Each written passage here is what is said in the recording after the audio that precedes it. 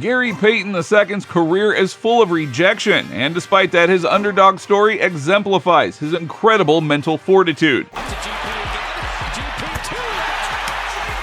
He overcame a childhood disability and NBA rejections to become a true champion. Number 8. GP's early life. Sometimes it can be hard to tell whether a player is a second or third generation baller, but that mystery isn't hard to discern when it comes to Gary Payton II, as the answer is in the name itself. Son of the Hall of Famer Gary Payton, GP2 was born in Seattle, Washington. He grew up going to his dad's practices and games alongside his brother and sister. And now you would think that GP2 would credit his athleticism to his old man, but it turns out the real athlete in the family is his mom, Monique. GP2 has said that he gets his quickness and hops from his mom because she used to be a track and field star. But athletics wasn't always in Payton's mind growing up. Part of the reason was because of the pressure he felt living up to his dad's amazing reputation. So his love for basketball didn't come as naturally as one might think, and it was something that he nurtured later on in his life. Number 7. How he started basketball. GP2 grew up around basketball. It was essentially his entire world as a kid, but he wanted to get away from the sport because he couldn't handle the pressure. Now that is something that a lot of fans don't think about.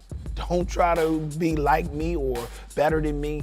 Be you. When we see a second or third generation player in the NBA, we can overlook the fact that they grew up with a ton of pressure to live up to their last name. It seems like that pressure got to GP2 at first. It wouldn't be until his middle school years that Payton decided to give basketball a real try. The turning point moment came when he was a junior in high school, where he met Daryl Jordan. Jordan was a basketball coach who worked extensively with Payton to improve his fundamentals and footwork. Add that to his studying habit, where he would break down NBA games and footage of players in his free time to learn what they were doing, and you have got yourself a pretty scary combination. However, the ability to learn was one of the biggest hurdles of Payton's life. More on that in a little bit. But first, Payton had a major decision to make as his high school career came to an end. Number 6. College years. Payton's grind to the NBA started at Salt Lake Community College. As a freshman, he was named first team All-SWAC and made Region 18 All-Tournament team. The next year, he earned his second team NJCAA Division I All-American honors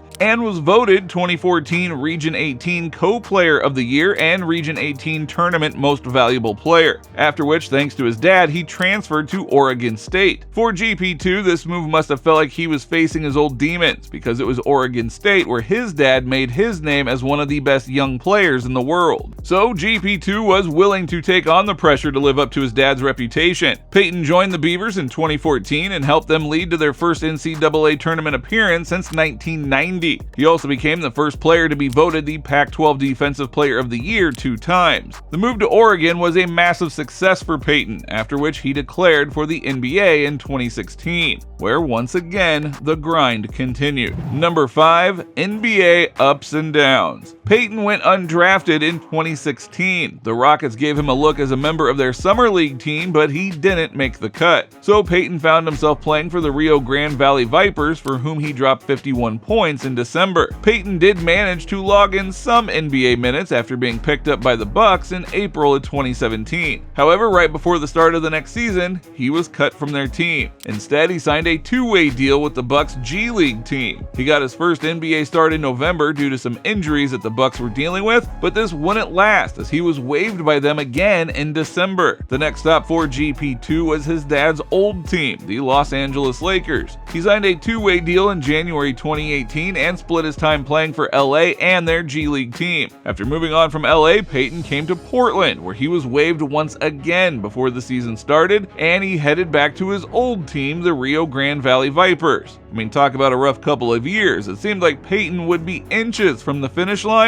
before being made to start all over again. So he must have an incredible mental fortitude to continue grinding all of this time. And the grind didn't stop just yet. GP2 went to Washington next and then back to the Vipers before making his way to the South Bay Lakers and then back to Washington again. But finally, in 2021, Payton's life changed forever as he was named the G League Defensive Player of the Year and picked up by the Warriors in April. There, he told his assistant coach that if he was to be waived again, then he would be open to working as a video coordinator for the Warriors. However, Payton didn't need a plan B, because not only did he find his home in the NBA, but played a crucial role in the Warriors championship. With the championship, he and his father became the 5th father-son duo to win an NBA title. Talk about coming full circle. And when you help an organization win a championship, it's only right that the fans show their love and appreciation for you. Number 4, social media presence. Payton has a massive following on Twitter and Instagram. On Twitter, he has over 120,000 followers, while on Instagram, his following exceeds 660,000. Payton's Instagram is filled with his basketball highlights along with players that he seemingly admires, like the late great Kobe Bryant. He also has a collection of posts which look like a list of players who he loves to guard and compete against, and that list goes Ja Morant, Trae Young, James Harden, LeBron James, LaMelo Ball, Kyrie Irving, Jimmy Butler, Dame Lillard, and Luka Doncic. Wow. Now, Payton must have an incredible gas tank to go against these guys on a nightly basis, but it is his defensive skills which have earned him a spot in the NBA along with some nice paychecks. Number 3, NBA contract. Now, over the years, GP2 has signed a lot of NBA contracts, but not all of them have been as lucrative. His very first deal was a 2-year, $1.3 million entry-level contract, and his next 7 contracts would be a mix of 10 days and 1-year deals, where he made anywhere from $80,000 to $1.5 million. In 2020, he signed a 2-year, almost $2 million deal with the Warriors, which he then turned into a 1-year, $2 million deal in 2021. After his amazing playing in the playoff, the Blazers offered him 3-year, $26 million deal. This meant that in 1 year, he would make more than all of his previous contracts combined. So we can officially say that all of those hard years grinding away were definitely worth the effort. But the grind didn't start with basketball. It actually started in the classroom for young GP2. Number 2, childhood adversity. One of the reasons why GP2 was nervous and shy when it came to his basketball abilities was because he grew up with a learning disability. He was diagnosed with dyslexia early on, which really plagued his confidence more than anything else, as he felt he wasn't smart enough or good enough. Payton struggled to understand concepts verbally and would often have to stick around after class to ask his teachers questions. Soon he figured out that when he read those same concepts, he grasped them better. So once he moved to LA, he enrolled in an academic tutoring program which was meant to help kids with learning disabilities.